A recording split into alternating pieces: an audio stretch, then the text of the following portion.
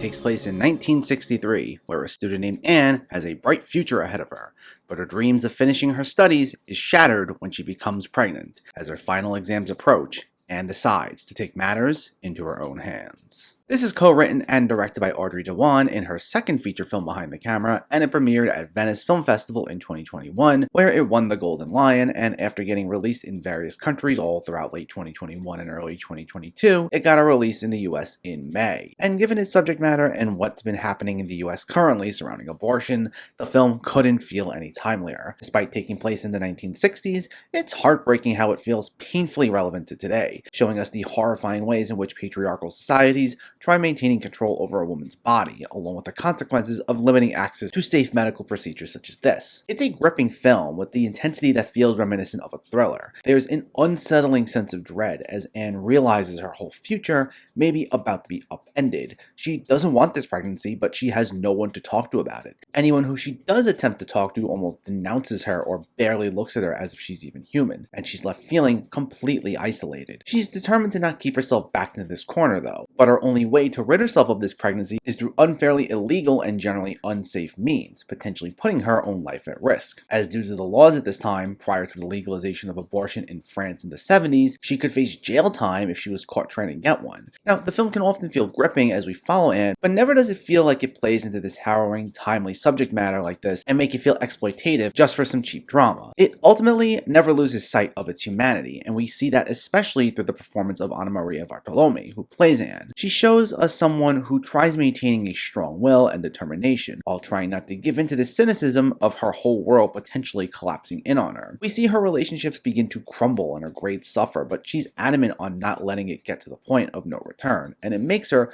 so captivating to follow. Now, there was maybe just a touch more I wanted to explore with her character and some of these relationships, but that's mostly minor nitpicky stuff. Bartolome herself was outstanding here, and her performance alone makes this worth the watch. And I also love the direction by Diwan that gives this film an up-close and personal look that also still captures the claustrophobia felt by Anne. A lot of the shots are these tight close-ups that made it feel like we're right there with her, and that air of intensity she feels as she finds herself running out of options and making some desperate decisions oozes off the screen as we feel that nervous energy ourselves. But for a good reason, as ultimately the film wants to make it crystal clear how limiting access to safe procedures such as this can lead to something truly existential. It's a film with a message that's integral to the story, and the way that the two intertwine so well into something truly captivating is something to behold. And it makes Happening a brutal, heartbreaking, though painfully relevant watch. It works as a gripping tale in the fight for bodily autonomy that's unnerving while also never losing sight of its humanity, with an excellent lead performance by Anna Maria Bartolome driving the whole thing forward. It's a tough watch, but it's one that shouldn't be missed. Happening gets an 8.5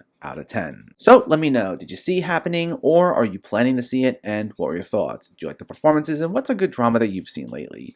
Let me know in the comments below so we can discuss. Also, if you enjoyed this video, please give it a like and share it, and for more movie reviews and film discussion, please make sure to hit that subscribe button to stay updated. Thanks for watching everyone, and keep having fun with film.